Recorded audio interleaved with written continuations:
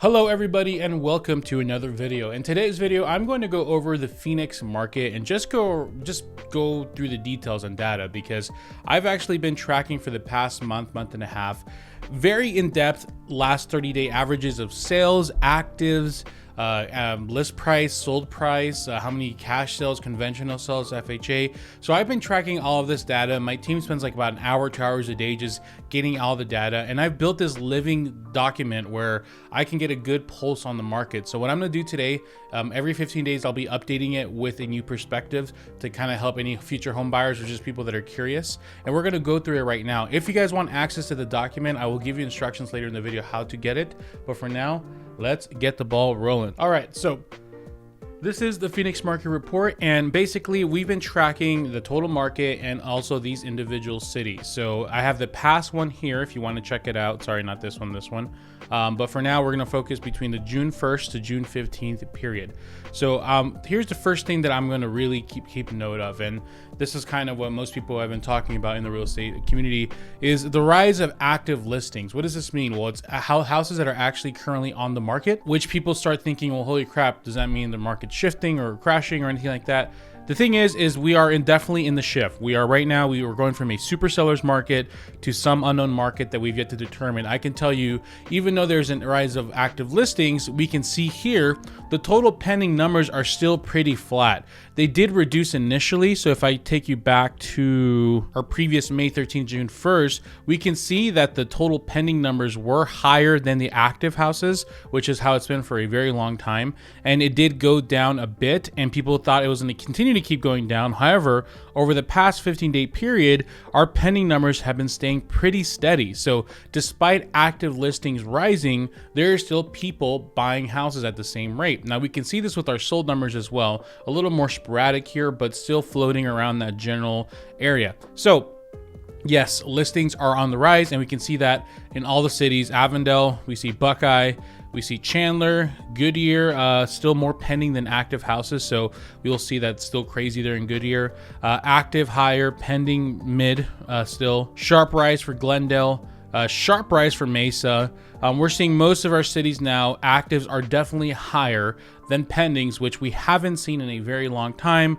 And everyone should be rejoicing right now because, well, maybe not as much sellers, but for buyers, you know, don't think you're going to be making like freaking super lowball offers now. No, all this means is that, hey, maybe I'm not going to have to overbid as much as I used to before. It's still happening. There's still highly in demand houses, just like there always has been.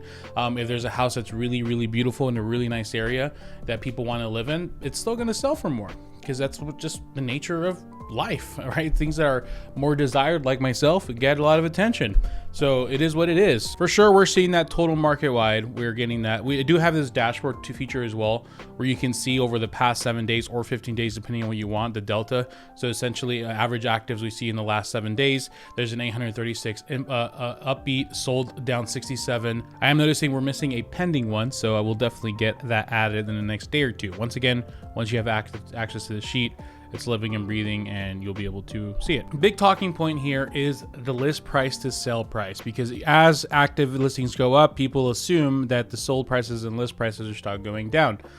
Well, let's see this. So we actually added this a little different than our last one, but this time around we added a 7-day because really 30-day, we're using the last 30 days worth of sales and listings. And those first 2 weeks might be adjusting it really significantly, so you can't really see any shift. So we actually added a 7-day shift as well, and we can see here clearly there has been a sharp drop from, well, only specifically that day 7 to the 9th, sharp drop, and then 14th seems to be another drop. What we're noticing as well too that I find very curious is, as you can see here with previous market reports, it's always been pretty consistent. The solds remain higher, nice space in between, starting to get a little tighter here. But here clearly this market report, we can see that there is definitely some tightness there. So meaning the sold price, the average sold price over the last 7 days has starting to meet that list price, as opposed to the sold price always being significantly higher, meaning if you're going to buy a house, you're going to probably most likely have to pay more. Once again, we see that tightening happening here. We can see it over the average of 30 days here a little bit, but over the last 7 days, you can really start seeing that. Even at the end, sold price going under list price in Avondale area. Avondale's curious because we're seeing a sharp drop in values, and we're seeing in other cities, there's been a sharp increase of values. So despite active inventory going up, like specifically here, Buckeye, active listings are starting to go up, pendings are starting to going down. Our average list price to sold price has gone sharply up. So they're still selling there, but there's certain cities like Avondale that they seem to be struggling. Chandler, curious enough, which is always a city that's doing very, very well. It seems to be, it went down a bit and starting to steadily go up. Not sure what that means. Goodyear went a sharp drop, and then just 1 day to a few day drop, and is just starting to go up exponentially. So it looks like some of these cities don't get the idea that, hey, we're supposed to be cooling off a bit, right? Gilbert, sharp drop, increase, that's kind of inconsistent here at Gilbert. Not really sure what's happening here. Glendale, sharp drop, but overall last 30 days still remaining there. We don't want to look at a day-to-day basis and say, oh, this is happening for sure, which is why I always have the 30 days. So over the next few weeks, as we get more data and the 30 days get adjusted more, I'm curious to see what happens with these 30-day ones. Here, Phoenix, we start seeing a drop. Scottsdale, we saw a drop and a slight increase. Curious to see what really happens with it over market wide over the last next 2 weeks or so. So definitely the next market report is something I'm going to be looking out for. I'm also noticing our cash sales are still staying pretty steady. So conventional is yellow, a government, FHA, VA are blue and red, and green is cash. You would think with the increase of inventory, cash offers will start leaving the market, but they're still pretty steady. You can see here that even in some areas, they're starting to spike up. We're seeing Buckeye, conventional, cash sales in Chandler lower, but they continue to stay low. Conventional seems to be still the preferred loan. So if you're looking to buy, please do yourself a favor, try and go conventional. Glendale, interestingly enough, has a slight increase of cash sales. Everywhere else, pretty consistently staying about the same. So you can tell here there's less cash buyers than Tempe and Phoenix and Mesa, so maybe that means anything, but cash buyers seem to be hyper focusing. Like Buckeye, for some reason, has a lot of cash sales happening. Avondale has a lot of cash sales happening, which interestingly enough, they have a drop in values, but cash sales are still pretty steady there. Now we're going to look at the actual data here. So it's good to look at the actual stats because once again, we are updating these daily. We do have 7-day averages here. So you can, because maybe it's a little hard to just look at this data. Pending numbers have gone down, only very slightly though, right?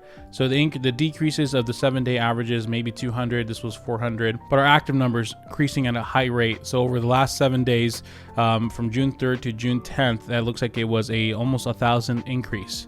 But our pending only decreased about 200. You can see our sold numbers, our average list price.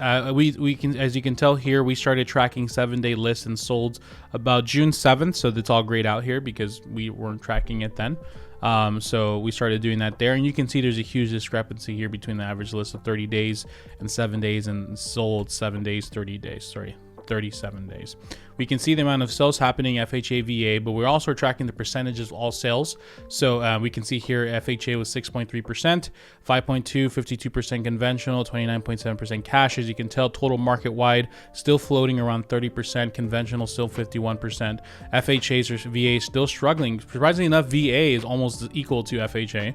And we can actually focus on individual cities here, and we can see, so that's 6.9% FHA.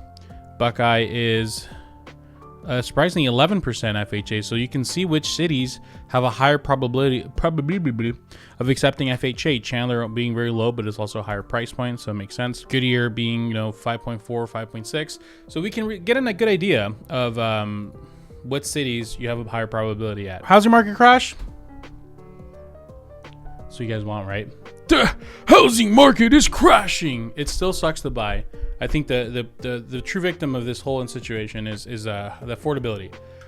Everyday people that work regular 9 to 5s, not even minimum wage, like a little bit over a minimum wage, are not able to buy anymore unless they're in a multiple working household, meaning it's the husband and wife is on the loan as well, maybe an aunt is on the loan, 2-3 person.